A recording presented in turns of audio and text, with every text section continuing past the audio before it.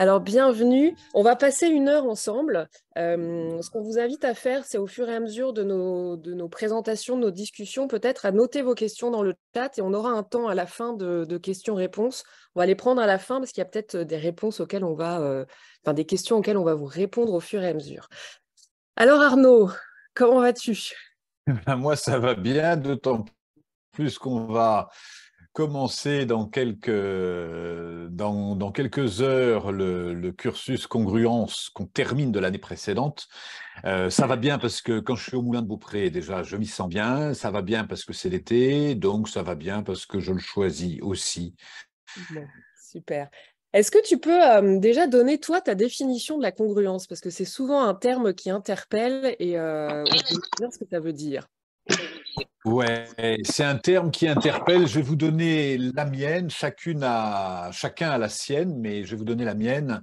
Les Indiens parlent de marcher sa parole. Et certains ont des fois des beaux concepts, des belles théories, ont lu beaucoup de choses et ont beaucoup de plus de difficultés à passer à l'acte. Et d'autres, au contraire, agissent, mais ont beaucoup de mal à dire ce qu'ils font et pourquoi ils le font. Et la congruence, c'est pour moi l'art d'aligner sa parole, son corps et son cœur.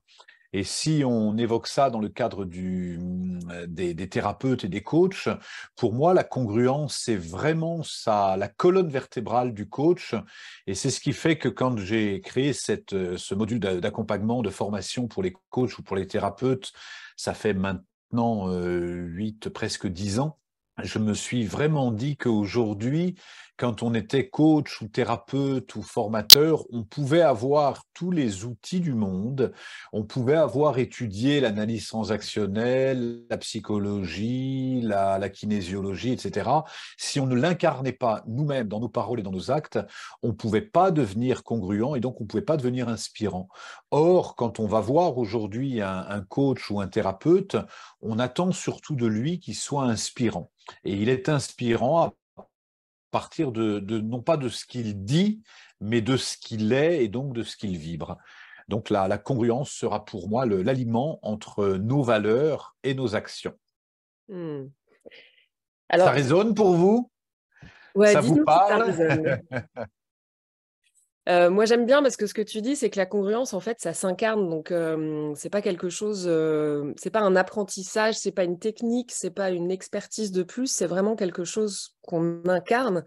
Et justement, d'où est venu ce déclic de te dire, tiens, pour des coachs et thérapeutes, ce serait intéressant de rajouter ça à leur palette, à leur couleur. Bah, de mon parcours, moi j'ai eu la chance avant de développer, d'explorer la thérapie, etc. Moi j'ai commencé mon parcours de développement personnel ou de transformation, je l'ai développé avec les maîtres. Et donc avec les maîtres tibétains, avec les maîtres indiens, avec les chamans. Et les enseignants, les lamas, avant tout, c'est pas tous des érudits. Certains ont vraiment fait beaucoup d'études de philosophie ou de spiritualité, mais c'est avant tout des êtres qui méditent toute la journée. C'est des êtres qui se remettent en question. Et donc, moi, j'ai appris auprès de lamas, auprès de chamans, avant d'apprendre auprès de coachs ou de thérapeutes. Et donc, c'est ce qui fait que les maîtres font, en principe, sont censés faire un très, très gros travail sur eux. Et donc, les maîtres qui m'ont appris, que ce soit la méditation, que ce soit la psychologie, m'ont avant tout inspiré par ce qu'ils étaient et je les regardais vivre plus que j'écoutais ce qu'ils me disaient. Et donc, du coup, il n'y avait pas tellement de conseils ou d'enseignements de leur part, il y avait vraiment une vie où je les observais, je les regardais et je voyais si ils m'inspiraient. Et ils m'inspiraient s'ils incarnaient ce qu'ils disaient. Et donc, du coup, s'ils parlaient de rayonnement, ils étaient eux-mêmes rayonnants. S'ils parlaient de calme ou de méditation, ils étaient eux-mêmes calmes et dans la méditation. S'ils parlaient d'abondance, ils étaient dans l'abondance. S'ils parlaient d'amour, ils étaient dans l'amour. Et donc, c'était pour moi toujours une opportunité de vérifier si les êtres qui m'ont enseigné étaient animés et nourris par ce qu'ils avaient eux-mêmes voilà, cheminé comme voie spirituelle. Donc c'est ce qui fait que quand j'ai commencé, moi j'ai commencé mon chemin spirituel il y a 35 ans maintenant pratiquement, et quand j'ai commencé moi-même à accompagner et à superviser les coachs et les thérapeutes, j'ai vraiment pu réaliser, puisque ça fait presque 15 ans que je supervise des coachs et des thérapeutes. Et j'ai pu voir qu'aujourd'hui, il y a des thérapeutes ou des coachs qui ont fait une école de coaching ou qui ont fait une école de sophrologie ou de naturopathie ou de kinésiologie ou que sais-je, mais qui, au moment d'accompagner des gens sur le chemin de vie, soit se sentent pas légitimes, soit se sentent tellement légitimes qu'ils ne doutent de rien, soit voilà, maîtrisent des outils mais n'ont pas forcément cette colonne vertébrale. Et pour moi, quand on va voir aujourd'hui un coach ou un thérapeute, c'est pour ce qu'il est et pas pour son CV. Donc c'est ça qui m'a donné envie maintenant, il y a 10 ans, d'accompagner les coachs et les thérapeutes, non pas sur des outils en plus, parce qu'on évoque des outils, mais ce n'est pas ce qu'on évoque le plus, de travailler vraiment, vraiment, vraiment sur la posture. Mmh. Sur la posture et puis sur la vibration de chacun, en fait, parce que comme on attire à soi ce qu'on vibre, c'est important de bien connaître sa vibration, de bien connaître sa couleur. Alors justement, Oui, avec... je rebondis là-dessus parce que sur ce qu'on vibre, on parle aujourd'hui beaucoup de la loi d'attraction, on attire ce qu'on veut. Non, on n'attire pas ce qu'on veut, on attire ce qu'on vibre quand on est dépressif, etc. Mais vous en avez tous fait l'expérience. Quand on est amoureux, tout nous réussit parce qu'on voit tout le monde beau et on n'attire que des gens beaux. Quand on est dépressif, on n'attire que des gens qui sont sombres, etc. Les autres, on les laisse à l'extérieur.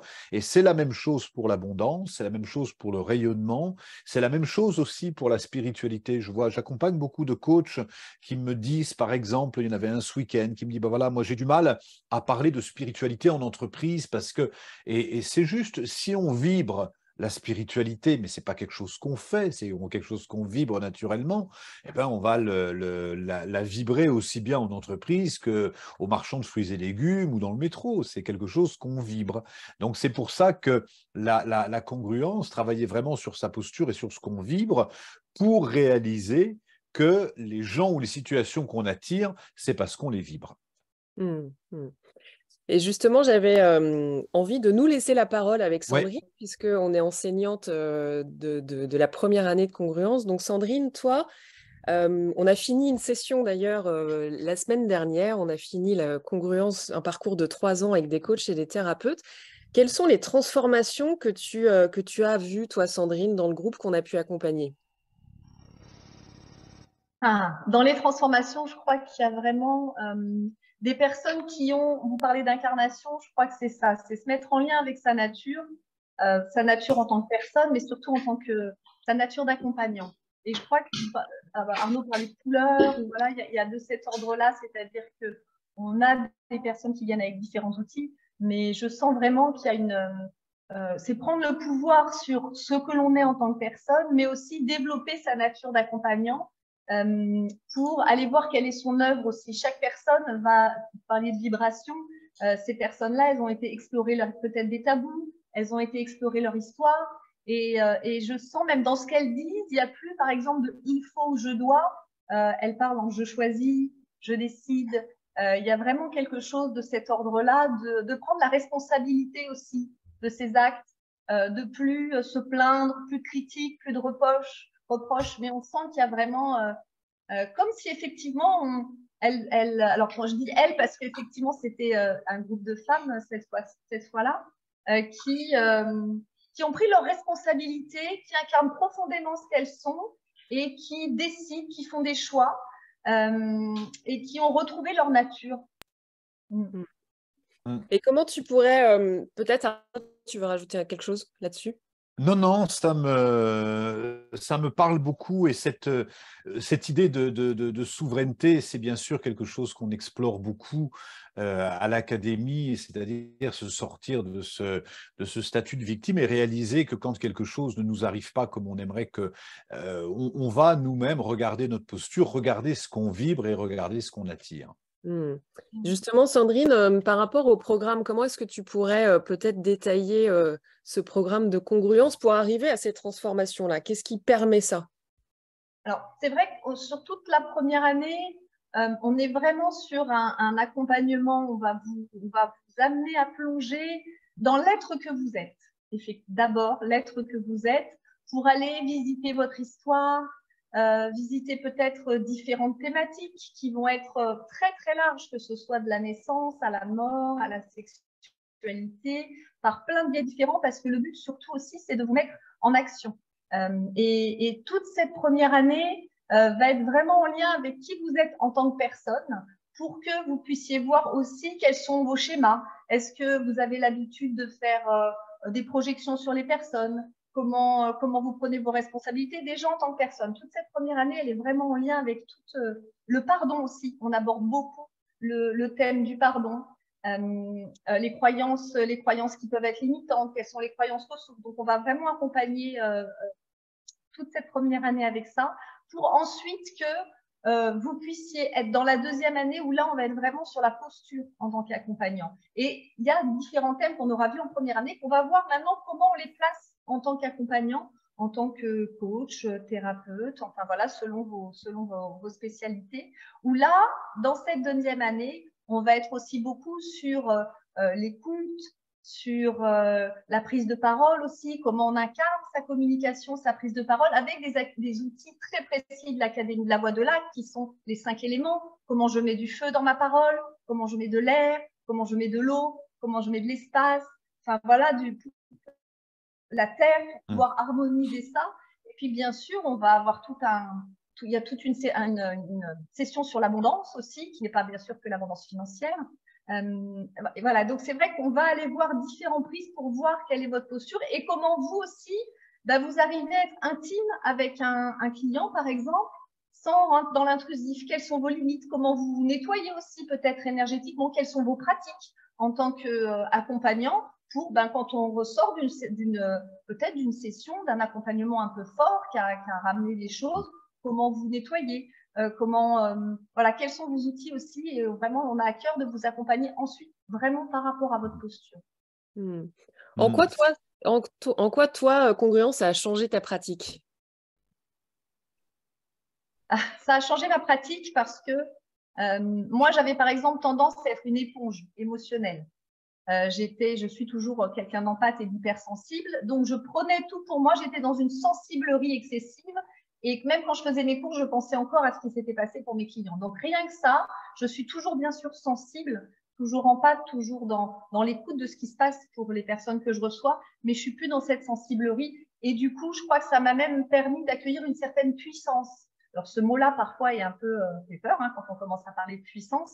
Mais je crois qu'il y a de ça aussi, c'est accepter la puissance qu'on a. Et moi, elle m'a permis d'apprendre vraiment à beaucoup m'ancrer, à laisser circuler ces 5 éléments, de ne plus être dans cette sensiblerie et d'incarner la puissance et ma nature d'accompagnante. Alors, ce serait intéressant aussi que je pose la question à Aurélie et Héloïse, en quoi, parce que vous avez fait aussi cette formation Congruence, en quoi ça a changé votre pratique? Aurélie, par exemple. Alors, c'est toujours une bonne question, mais si j'avais, beaucoup de choses ont changé. Mais si j'avais à être très concrète et très concise, je dirais que ça m'a apporté beaucoup plus de légèreté, de créativité et d'ouverture dans ma pratique. Ça m'a apporté également peut-être davantage d'audace, de liberté intérieure. Je me suis beaucoup dégagée du regard des autres. Et le troisième point, ça serait pour rejoindre ce qu'a dit Sandrine. Je suis sûre que j'ai aussi gagné en puissance et que surtout cette puissance qui me faisait si peur ne me fait plus peur parce qu'aujourd'hui je l'intègre comme une part de ma médecine et comme une part bien légitime de ce que je suis. Pour donner peut-être des exemples plus concrets, quand on accompagne, on est à un moment donné toujours confronté à nos masques, à notre histoire.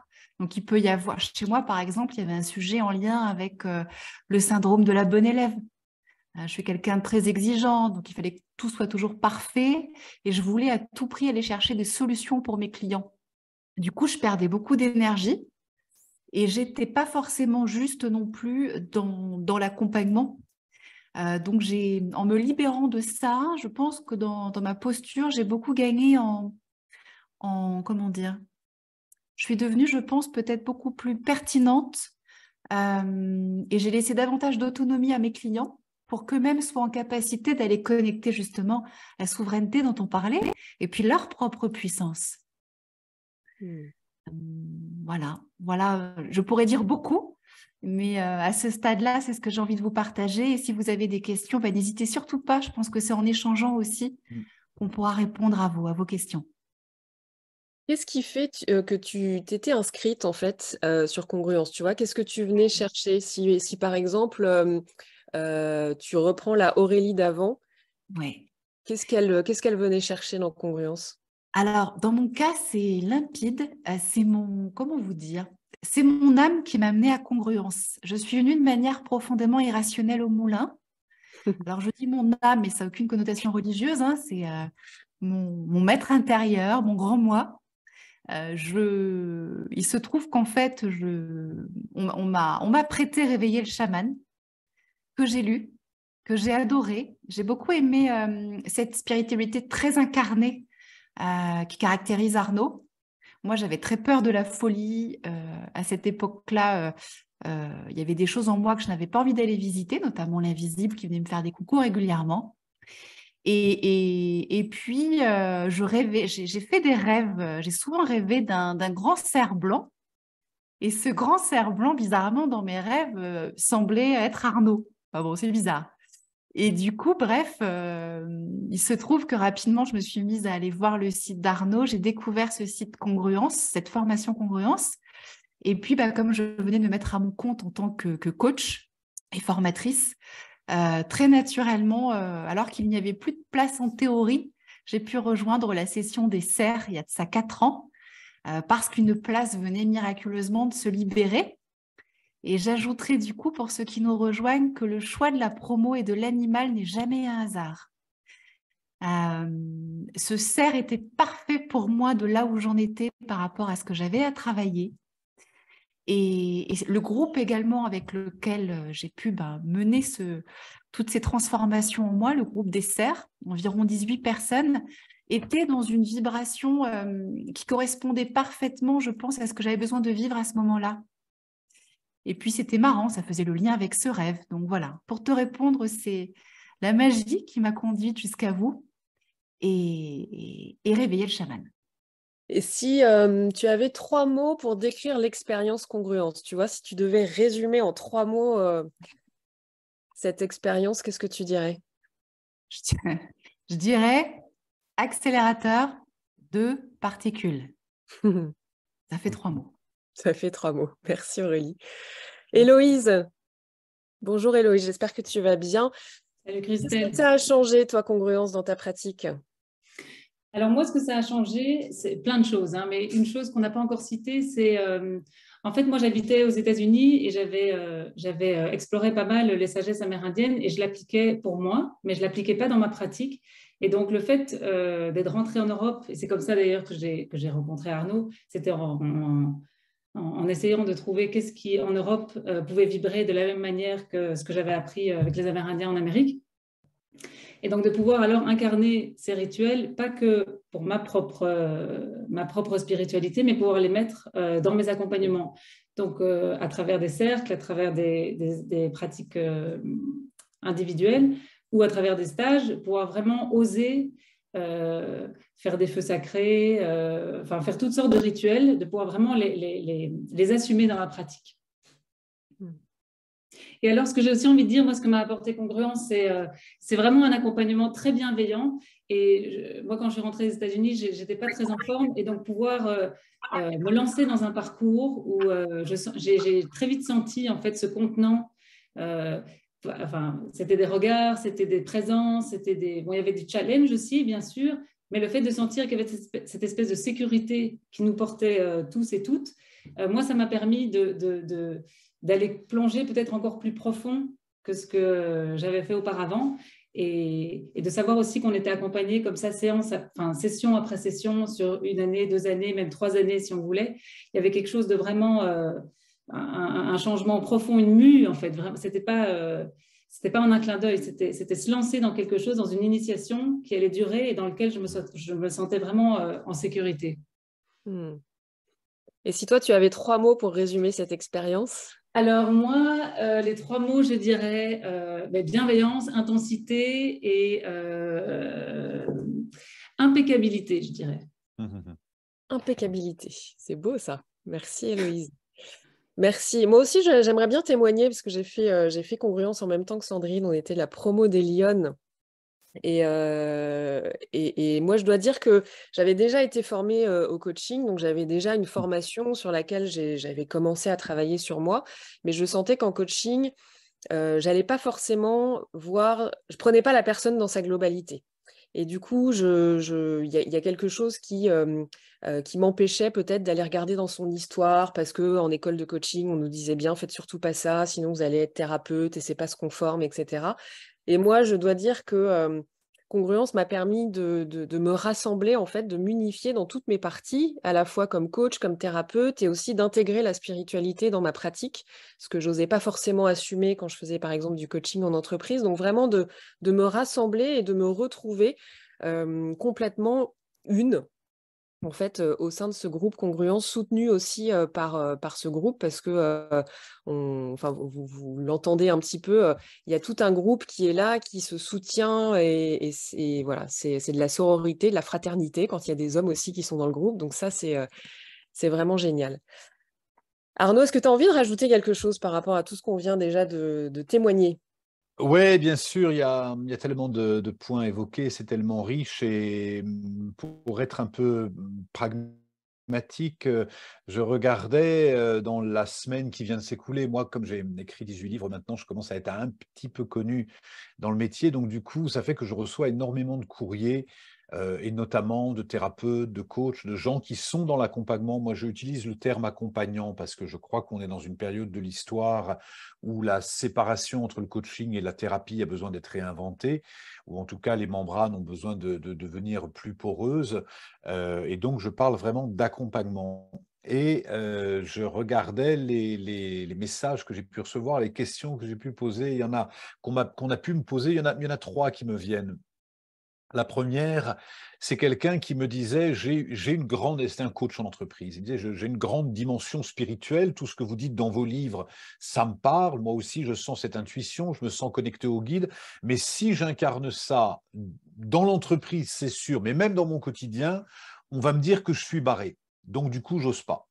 Et comme je veux pas être perché, et ben du coup, je fais une forme d'accompagnement qui est pas mal, mais c'est pas ce à quoi j'aspire parce que moi, je me sens beaucoup plus connecté que ça, je me sens en lien avec mes guides, etc. Donc ça, c'est vraiment, voilà, une qui me vient. Une deuxième qui me vient, c'est quelqu'un qui me dit, quand j'accompagne les gens, quand ils sont dans des décompensations émotionnelles, j'ai du mal à les accueillir parce que moi-même, je suis pas assez à l'aise avec mes propres émotions. Et ça, c'est quelque chose qui m'interpellait. Et la troisième message que j'ai reçu cette semaine, c'est quelqu'un qui faisait ce métier pourtant depuis une dizaine d'années, mais qui vraiment freinait à se mettre en visibilité. Je n'ose pas me mettre en visibilité parce que, d'une part, je ne veux pas me mettre sur les réseaux parce que je ne veux pas faire du marketing, et d'autre part, je ne me sens pas tout à fait légitime, donc je m'auto-sabote. Voilà. Et quand j'écoutais ces 3 témoignages qui m'étaient faits de personnes qui, par ailleurs, travaillent, mais ne sont pas vraiment épanouies dans ce qu'elles font, je me disais, il y a vraiment un point commun à ces 3, c'est les fondements. C'est que c'est probablement des gens qui ont travaillé des outils, mais qui n'ont pas exploré leur posture. Quand on enseigne la méditation, on commence par méditer pendant 10 ans. Tant qu'on n'a pas médité pendant 10 ans, on ne peut pas enseigner la méditation. Le chamanisme, tant qu'on n'a pas pratiqué 10 ans le chamanisme, on ne peut pas enseigner, ou même un instrument de musique. Si je veux donner des cours de violoncelle, il va peut-être falloir attendre au moins 10 ans pour maîtriser mon instrument et commencer à l'enseigner. Et quand on apprend le violoncelle, on va apprendre les gammes, on va apprendre les cordes, on va apprendre, enfin voilà, on va apprendre ça. Ça va demander 10 ans pour apprendre le violoncelle, et c'est seulement à ce moment-là qu'on va pouvoir l'enseigner.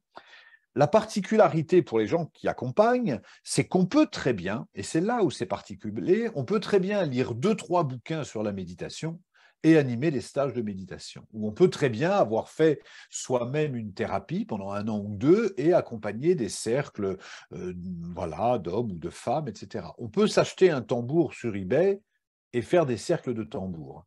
Et là, je pense à cette autre personne qui m'appelle un jour en me disant « Tiens, je voulais ton avis parce que j'ai fait un cercle de tambour et puis quand j'ai joué, il y a une personne qui est partie en transe. Comment tu fais, toi, dans ces cas-là, pour les ramener ?» Mais je dis, c'est comme si quelqu'un m'appelait en disant j'ai amené quelqu'un en haute montagne et puis il y a eu un gros nuage, une tempête de neige. Comment tu fais pour reconnaître l'est du sud quand il y a de la brume? Voilà. Pour moi, c'est un peu pareil. C'est-à-dire qu'on a besoin avant tout d'apprendre nos bases en tant qu'accompagnant. Les bases, c'est déjà le corps physique. On a besoin d'utiliser notre corps physique comme une antenne parce que plus on utilise notre corps physique comme une antenne, plus on a d'informations. On a besoin d'apprendre à pacifier notre corps émotionnel, les sentiments, les émotions, comment ça fonctionne, comment on distingue les émotions des sentiments, comment on peut être tellement libre avec nos émotions qu'on peut complètement librement accompagner les émotions de chacun. Voilà, c'est difficile d'accompagner une personne qui vient voir un thérapeute parce qu'il en veut à son père si nous-mêmes, on n'a pas pardonné à notre mère. Voilà, donc ça c'est le miroir, c'est comment on peut vraiment stabiliser nos bases pour être soi-même l'accompagnant. Avant tout, il doit être libre. Il doit être libre du jugement que les autres ont sur lui et du jugement que lui peut avoir sur les autres, parce que tant qu'il n'est pas libre, dans un sens ou dans l'autre, il peut faire le job, bien sûr, il peut faire le job, mais il y a un moment donné, il va très très vite arriver à ses limites et il ne pourra pas explorer ce que j'appelle l'art d'accompagner, parce que c'est vraiment un art d'accompagner. Ça nous demande de pouvoir être très bienveillant par moments, très confrontant à d'autres, d'avoir beaucoup d'humour, d'être très physique, émotionnel par moment, très cérébral s'il le faut. On doit pouvoir avoir vraiment explorer toutes les facettes de l'accompagnant. Et ça, c'est ça qui nous demande du temps. C'est pour ça qu'à partir du moment où on est coach ou thérapeute, le premier patient ou le premier client, c'est nous. Magnifique. Merci Arnaud. Alexandra, toi aussi qui as fait congruence, est-ce que tu as envie de partager sur ton expérience de congruence? Alors moi, je voudrais rebondir sur ce que tu viens de dire, Arnaud, puisque sur l'art d'accompagner, puisque c'est vraiment ça qui m'a parlé, qui m'a appelé à faire cette formation, parce que justement, il y a le mot art et il y a aussi besoin pour moi, dans le mot art, il y a aussi cette notion d'artisan, de devenir un artisan.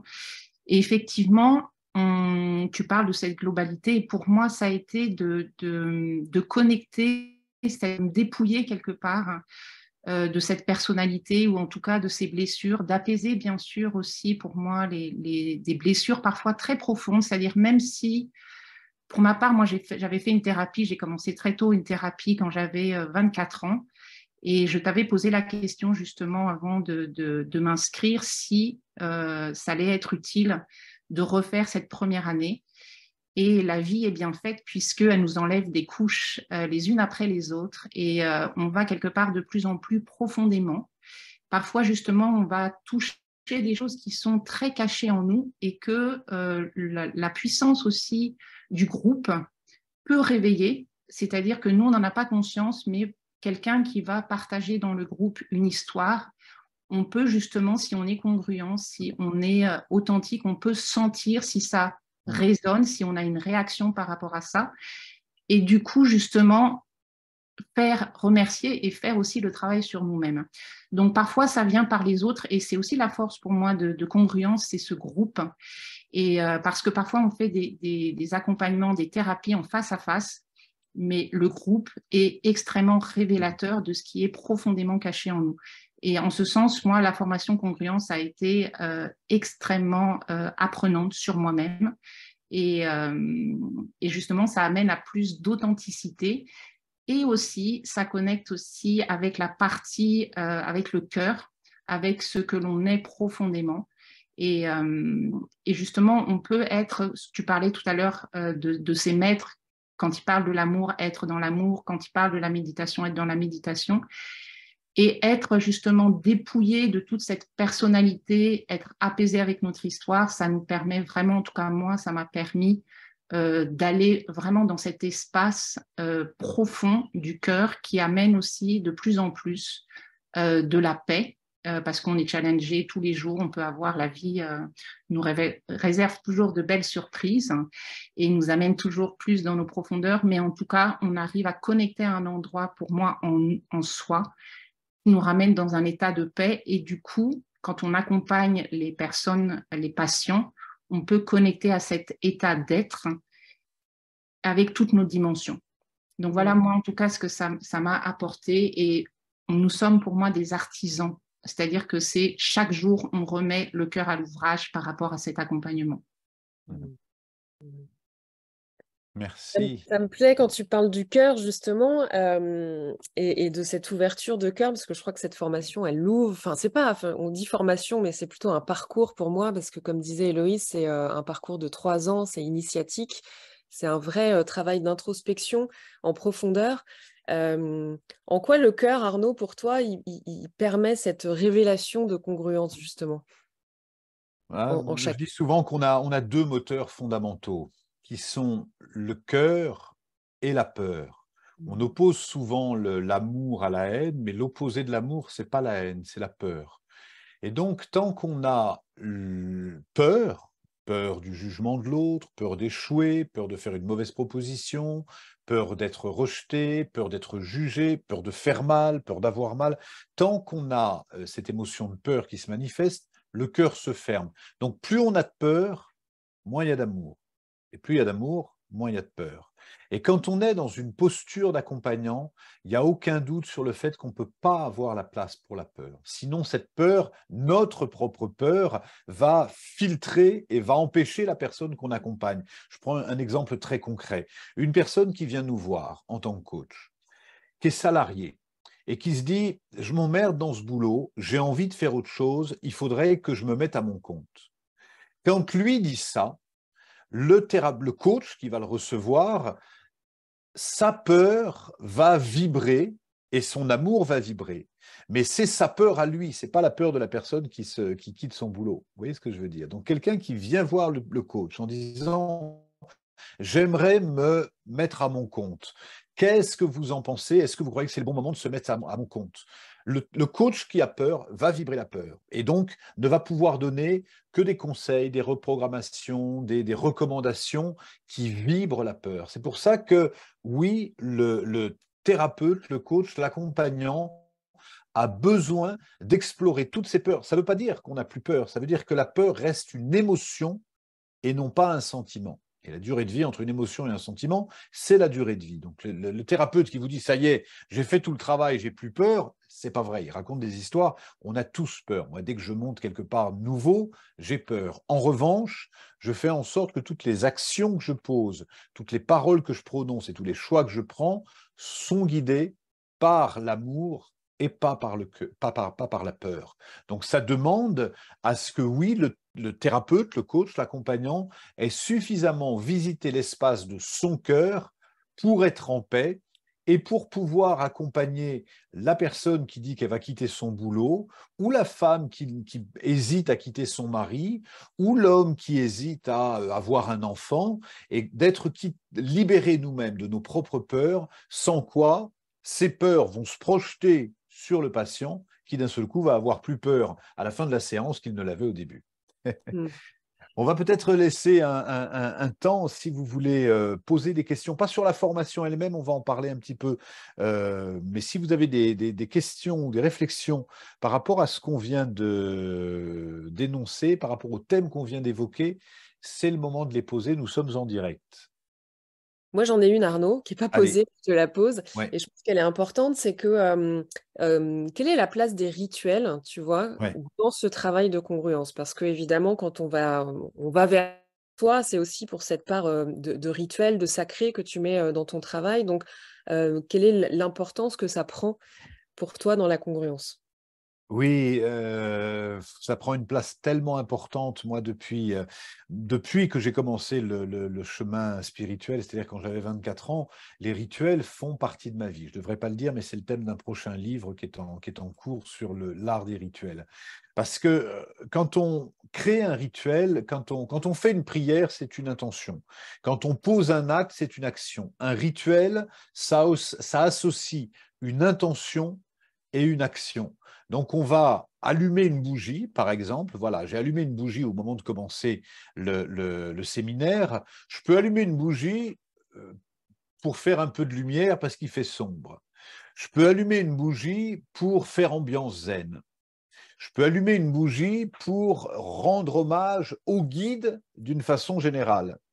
Je peux allumer une bougie, la même bougie, pour inviter vos guides et mes guides à collaborer ensemble pendant cette séance. Je peux allumer une bougie pour rendre hommage à nos animaux de pouvoir, etc., etc. Dans tous les sens, j'allume une bougie. Dans tous les cas, j'allume une bougie. Mais en fonction de l'intention, je vais avoir un rituel différent. Donc, c'est ce qui fait que oui, la partie des rituels est très présente dans notre quotidien. La journée commence, est ritualisée elle-même, c'est-à-dire qu'il y a une intention qui est posée, une ouverture qui est faite, il y a une clôture qui est faite, qui est ritualisée, et il n'y a pas d'exercice à proprement parler. Même les choses les plus simples, ça peut devenir un rituel à partir de l'intention qu'on y met. On peut demander à faire un exercice, à apprendre à se regarder dans les yeux, par exemple. Donc, c'est un exercice pour apprendre à se regarder dans les yeux. Et on peut créer un rituel qui va nous permettre de se rencontrer d'âme à âme. Et à partir de la différence de vibration, ça va être un rituel ou ça va être un exercice. C'est ce qui sort congruence de la dimension uniquement psychothérapeutique. Quand on va voir un psychothérapeute ou quand on va voir un psychologue, on rentre uniquement dans la dimension mentale de la situation. Donc on soigne pour apporter une compréhension mentale. Dans notre approche à l'Académie de l'Acte, on a une approche globale qui veut dire que ça passe par le corps physique, l'intégration passe par le corps physique, ça passe par le corps émotionnel et ça vient toucher l'âme. Il y a une transformation si l'âme s'est transformée. Sinon, c'est une transformation psychologique. Magnifique. J'aimerais, Alexandre, Christelle, ouais, vas-y, pardon. témoigner 2 secondes par rapport à Ouais. l'aspect magique des rituels, dans le sens le plus noble qui soit de la magie avec un grand M. Tout à l'heure, quand je vous disais accélérateur de particules, je vous assure que je n'ai pas exagéré. Et ce n'est pas du marketing, ce n'est pas mon genre. Pour avoir moi-même expérimenté les différents rituels pendant 3 ans, c'est très puissant et ça demande un grand engagement. C'est-à-dire que la première fois, vous verrez, si vous faites l'expérience, vous y entrez en trouvant d'abord que c'est très beau, parce que les mises en scène que proposent les enseignantes et Arnaud sont simples, mais d'une simplicité, vous savez, qui amène beaucoup de beauté. Et on y rentre comme un jeune enfant dans un jeu.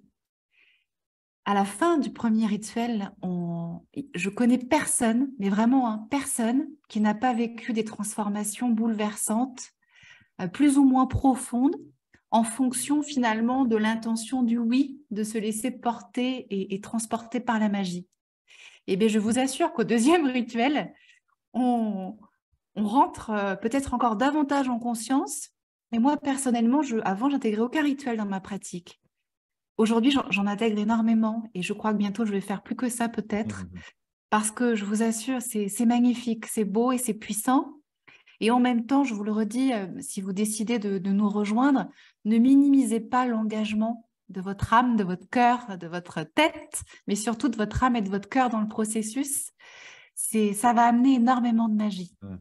Et voilà, je voulais en témoigner 2 mots. Merci de ton témoignage, Aurélie. Puisqu'on parle des rituels, s'ils sont aussi présents pendant Congruence et s'ils sont aussi présents ici à l'Académie, c'est qu'on est dans une période de l'histoire, ça au niveau de l'humanité, où on s'est coupé beaucoup de nos rituels et on s'est coupé ainsi de notre puissance. Parce que si on regarde dans toutes les traditions où on a des rituels, que ce soit à l'Église, mais que ce soit dans les communautés, que ce soit le rituel est associé à la puissance.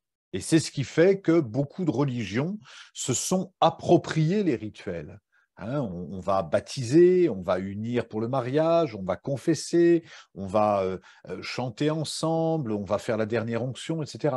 C'est ce qui fait que comment dire, les politiques ont créé des rituels. On va faire la minute de silence, on va couper le ruban, on va poser la première pierre. C'est des rituels, c'est des rituels. Et le rituel, il est associé à la puissance. Et c'est pourquoi ils étaient si présents dans les traditions des peuples premiers ou nous dans nos traditions avant que l'Église ne s'en empare. Et c'est ce qui fait qu'aujourd'hui, on est justement dans un moment où chacun est en train de se réapproprier les rituels. Parce qu'un rituel, on peut avoir besoin. Si je prends, par exemple, je prends un cas très concret. Voilà, lui et elle se séparent. Ils ont vécu ensemble et puis ils décident de se séparer. On peut se prendre dans les bras, et c'est déjà un rituel, et se dire adieu, c'est fini. Mais on peut aussi créer un rituel, je ne sais pas, planter un arbre fruitier que le couple va planter, creuser un trou, poser un arbre fruitier et faire en sorte que notre expérience de couple permette de donner des fruits pour les gens qui passeront. C'est un rituel. On peut enterrer chacun un objet qui nous a appartenu ou que l'autre nous a offert, qu'on va enterrer dans la terre pour inviter la terre-mère à nous soutenir dans cette période-là. Voilà 2 rituels qui me viennent comme ça complètement spontanément, qui nous montrent à quel point dans notre quotidien, les rituels permettent de donner du sens à nos actions et du corps à nos actes. Magnifique. Justement, Aurélie, tu parlais de si vous nous rejoignez. Donc, Alexandra, est-ce que tu peux nous dire un peu à qui s'adresse le parcours Congruence et quelles sont les modalités peut-être pour s'inscrire? Alors, le parcours Congruence s'adresse essentiellement à des personnes justement qui accompagnent, donc des coachs, des thérapeutes, ça peut être aussi des enseignants qui sont de manière générale installés, qui ont déjà, ça c'est important en fait, d'être déjà en pratique, puisque justement on est confronté justement à cet accompagnement à l'autre dans sa pratique pour pouvoir aller regarder et ajuster. Donc ça, c'est quelque chose qui est important. Donc voilà, c'est coach, thérapeute, accompagnant, de manière globale, et enseignant. Les modalités, il y a 2 possibilités. Soit vous avez besoin de plus d'informations, donc ça, vous me passez juste un appel et je peux clarifier certains points. Ou sinon, vous souhaitez effectivement valider votre candidature et dans ces cas-là, on prend le temps d'échanger ensemble sur la validité et sur toutes vos questions. Il n'y a vraiment pas, on explore ensemble vraiment la validité de votre candidature, voir si c'est en adéquation avec vos besoins. Et ça, dans ces cas-là, vous passez par une prise de rendez-vous sur Calendly et on se recontacte par la suite et on prend le temps d'échanger. Est-ce que tu pourras mettre tes coordonnées dans le chat peut-être, Alexandra, pour ceux qui nous regardent en direct et si c'est en replay, ils trouvent tes coordonnées sur le site? Oui, tout à fait. En fait, les informations sont vraiment sur le programme, sur le site d'Arnaud, il y a vraiment l'onglet Congruence. Ouais. Alors, juste de précise que pour télécharger le programme, il faut descendre vers la fin et là, vous téléchargez le programme, vous avez vraiment toutes les informations, les dates, les tarifs, le contenu de chaque session et vous avez mes coordonnées et celles de Mariette qui, elle, a un rôle plus administratif qui sera par la suite si votre candidature est acceptée. Et donc, vous trouvez tous mes contacts sur le site et là, je vais les écrire aussi. Et vous pouvez aussi m'envoyer, donc je vais mettre mon numéro de téléphone et l'adresse mail aussi pour pouvoir me contacter. Peut-être, Sandrine, pour les plus visuels d'entre nous, tu peux passer quelques slides sur la formation. Et puis après, comme ça, il nous restera quelques minutes si vous avez des questions qu'on pourrait échanger avec vous. Ça vous va? Super. Alors. On t'entend pas, ma Sandrine. J'arrive. Hop, là, vous devez m'entendre. Oui, ça y est, ça y est. Ouais. Ok, super. Alors, ce que j'ai mis aussi. Alors, hop.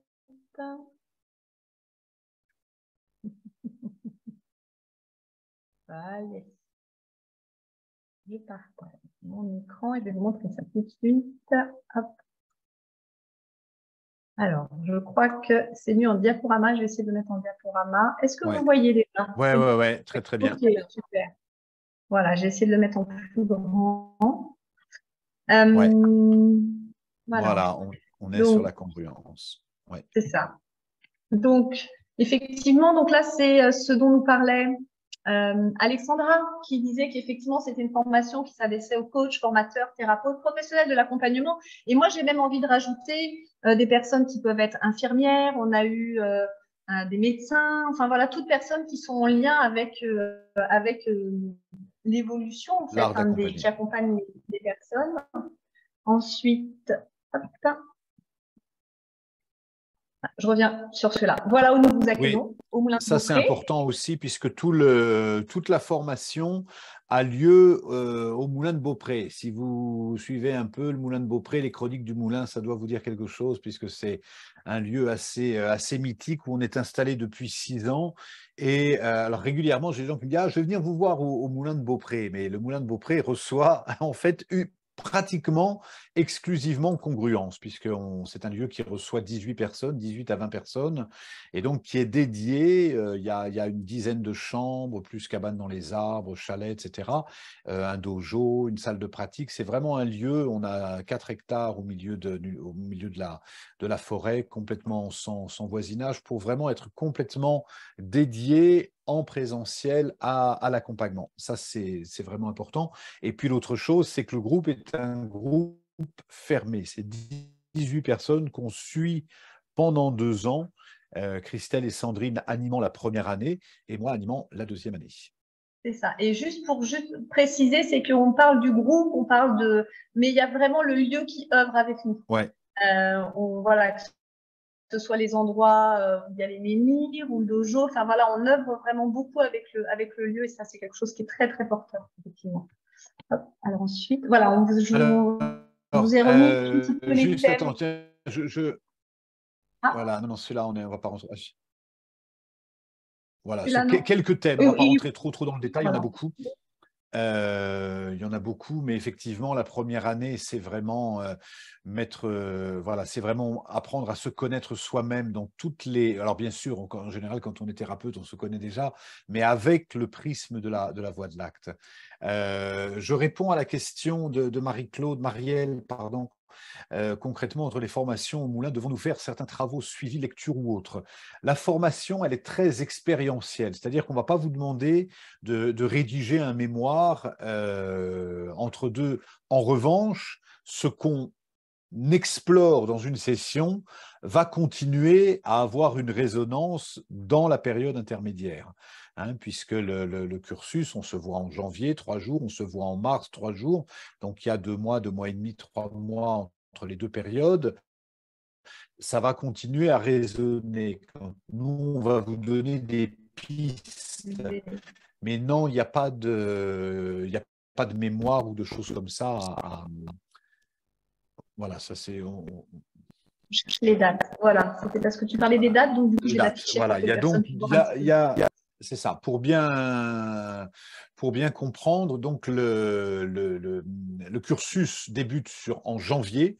Il y a 3 jours en janvier, 3 jours en mars, 3 jours en mai et 5 jours en juillet. Le Moulin de Beaupré, il est en Bourgogne, à 2 heures de Paris. Et autre chose aussi, c'est important par rapport à la communauté, c'est qu'on est en train de mettre en place cette année, puisque c'est la 8e promotion de Congruence, et je crois que le pire quand on est accompagnant, c'est le sentiment de solitude. C'est pourquoi on a développé là de plus en plus une communauté Congruence, puisqu'il y a à peu près 150 personnes qui ont été formées à Congruence. Donc on crée une plateforme qui permet aux thérapeutes, aux coachs d'être en lien les uns avec les autres. Ça, c'est vraiment quelque chose d'important. Et aussi de créer de l'intervision, supervision interdépendamment. Ça permet, quand entre 2 séances, vous avez besoin d'explorer quelque chose, de faire appel à la communauté pour voir ce qui a besoin d'être vu. Si vous êtes au début de votre activité, dans tous les cas, nous, on vous invite à écrire donc à Alexandra une lettre de motivation. Parce qu'il y a des gens qui ont 20 ans de pratique qu'on ne prendra pas parce que l'ADN ne correspond pas du tout. Il y a des gens qui ont une pratique plus timide, mais on sait que on va les prendre, que ça va fonctionner parce qu'on est sur la même longueur d'onde et que voilà, ce n'est pas toujours les bagages les plus lourds qui nous permettent d'aller le plus loin. Oui, j'invite vraiment, je rebondis de prendre un rendez-vous. C'est justement, on a un échange, et ce que disait, voilà. Il y aura un échange par rapport à cette activité et on regarde ça ensemble. Voilà. Est-ce qu'on a fait le tour des thèmes? Est-ce que vous avez des questions que vous souhaitez nous poser? C'est le moment. Bien sûr, si vous en avez après, vous pourrez contacter Alexandra. Mais si vous avez d'autres questions sur des thèmes que vous souhaitez revenir, c'est le moment de les poser. Soit vous la posez par écrit, soit vous levez la main directement. Puis on chatte en direct. C'est l'occasion d'en profiter. En attendant, j'ai une question, moi, Arnaud. Ouais, Est-ce que Aurélie. tu peux nous dire un mot sur l'énergie des chevaux? Parce qu'ils vont être très présents Ah pendant oui, ces 2 ans. Oui, puisque chaque année, c'est donc la 8e ou la 9e année qu'on propose Congruence, et chaque année, on fait appel à un animal totem. Un animal totem, c'est un animal collectif. Quand c'est un animal individuel, on n'a pas d'animal totem individuel. Individuellement, c'est un animal de pouvoir. Le totem, c'est vraiment pour le collectif. Donc, chaque année, on fait appel à un animal totem pour accompagner Congruence sur toute le cursus des 2 ans. Et là, en l'occurrence, cette année 2024, c'est le cheval qui s'est présenté. Et le cheval, il est lié avant tout à la liberté, il est lié à la vitesse, qui est très intéressant. Il est lié au fait de quitter son précaré connu. C'est pour ça que les chevaux sont arrivés sur la terre. C'est que qui se sont rencontrés avec les hommes, c'est que ça a permis aux chevaux, aux hommes, de sortir de leur précaré pour découvrir le monde. Là où il y a un paradoxe, c'est que pour connaître le cheval et donc pour devenir libre, l'être humain a emprisonné ou en tout cas attaché le cheval. C'est là où il y a un paradoxe et c'est pour ça que le cheval nous dit, si tu veux accompagner l'autre à être libre, si tu veux monter sur mon dos, commence déjà à te libérer de tes propres prisons. Donc nous allons être très forts sur le sentiment de liberté. Comment est-ce qu'on peut se sentir libre?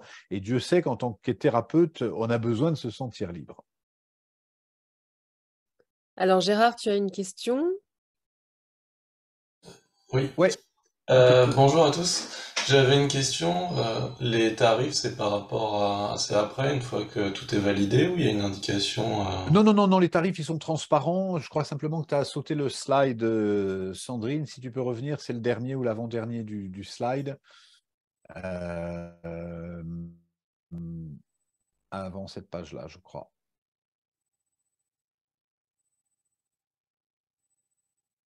Voilà, là, je vais réactiver mon son.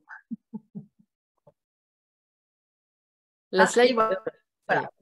Voilà, là vous avez les tarifs, qui est le tarif pour l'année, de 3 009 pour la première année, de 3 007 pour la deuxième année, qu'il est possible de régler en plusieurs fois, bien sûr. Et ce qu'on demande au niveau de l'inscription, c'est un acompte de 30%.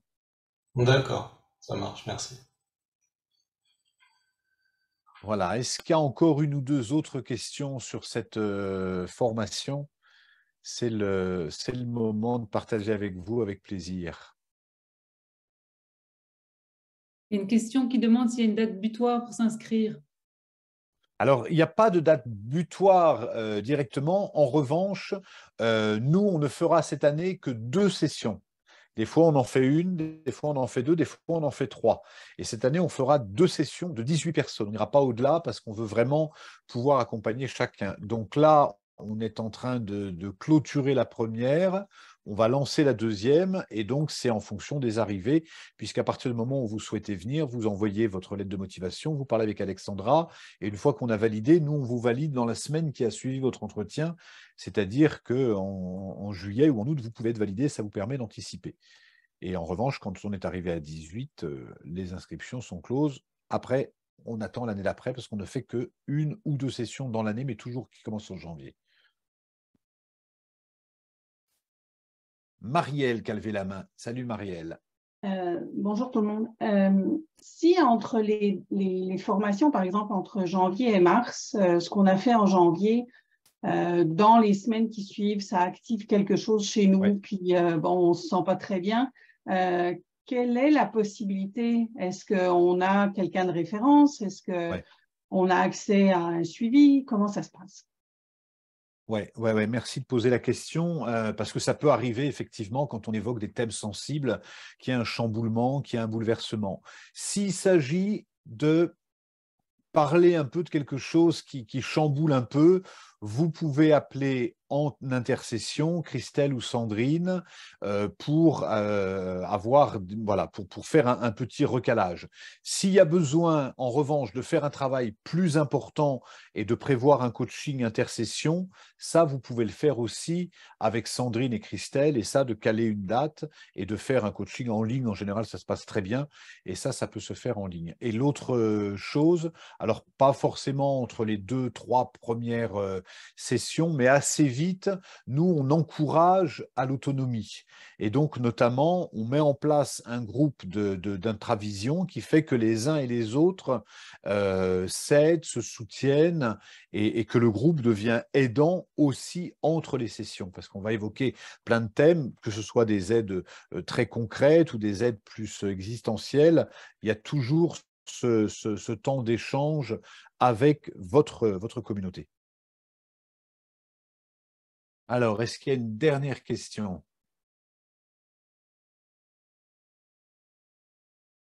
Ça vous va? C'est clair pour vous? OK. Ça a été clair pour la plupart, ouais. Ça a été clair pour la plupart.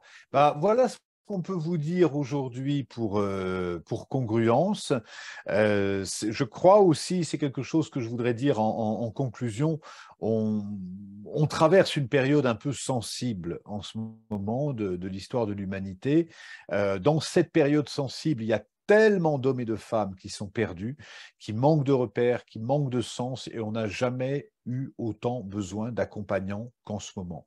Donc c'est pour ça, nous aussi, qu'on met beaucoup d'énergie, parce que nous, on est full au niveau de nos propres accompagnements, et c'est pour ça que plus on sera nombreux dans la communauté à pouvoir accompagner d'autres personnes qui ont besoin d'aide, qui ont besoin d'inspiration, mieux ça sera. Et pour ça, plus on est stable et plus on est solide, mieux c'est. C'est pour ça qu'on met beaucoup d'énergie sur congruence, parce que la période en a vraiment beaucoup besoin.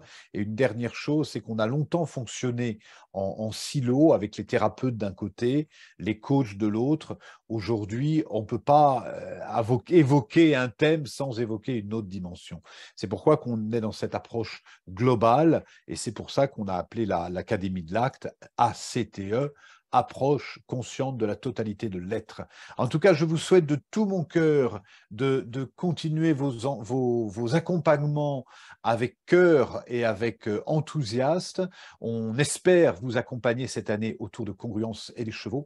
Et je vous souhaite une belle après-midi. Ciao. Pas mal, hein. En tout cas, on est bien au niveau des horaires. Il est 14 h. L'Académie de l'Acte, on sait tenir le temps. Salut, belle journée. À bientôt à tous. Bye Au revoir. bye.